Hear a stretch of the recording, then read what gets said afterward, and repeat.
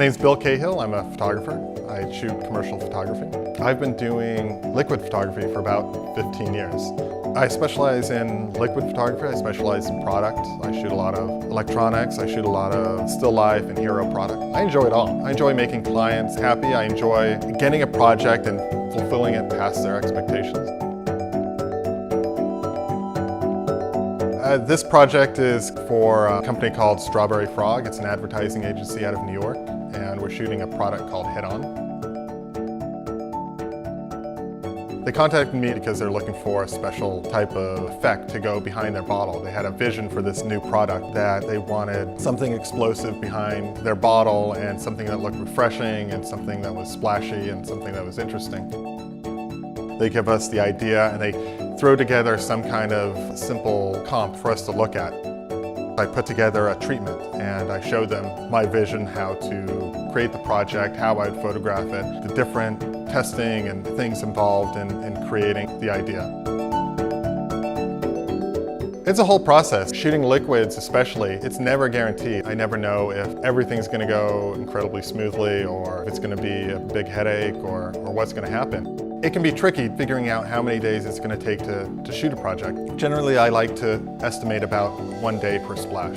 This ended up being 4 different splashes, and we're doing it over 3 days, but the splashes are similar enough that it works out really well timing-wise. It gives us enough time to explore the idea enough to create something interesting.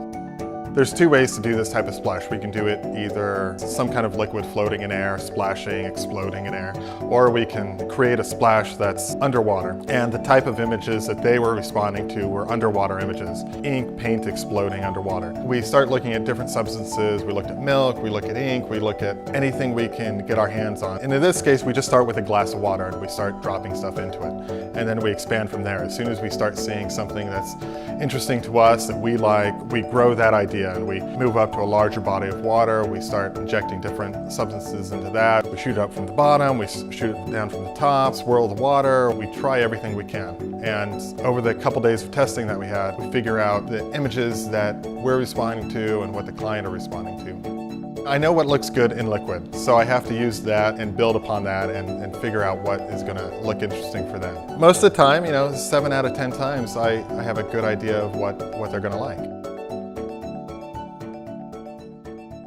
So today was the first time I met the clients. They came in and they looked at some of the testing that we've been doing. The client had one idea, the advertising agency had a little bit different idea, but together I think we came up with a plan to accomplish something really interesting. We could easily use one picture, change the color for all 4 different flavors. But we have 4 flavors of drink and they wanted 4 very unique images that will work for each one. The way we do it, it's not natural. We shoot lots of different pieces. We shoot elements that look natural on their own, and we have to combine them to create something that in your mind is like, oh yeah, they exploded behind the bottle and it looks perfect. It takes a lot of work to get there. Any kind of liquid photography, it's stopped in time. Our strobe packs are 4,000ths of a second and it stops the action. We don't see that in real life. I get a lot of comments about it looking CGI or Unreal or something along those lines, but pretty much all the photography I do is in camera. I use a Leaf digital back on a Mamiya medium format camera. It's an 80 megapixel digital back, and the images it creates are incredibly sharp and detailed. You can create excellent images in CGI with liquid photography, but you can't create the realism that you can in photography. I think my images have a certain realism that goes past anything that can be done in CGI.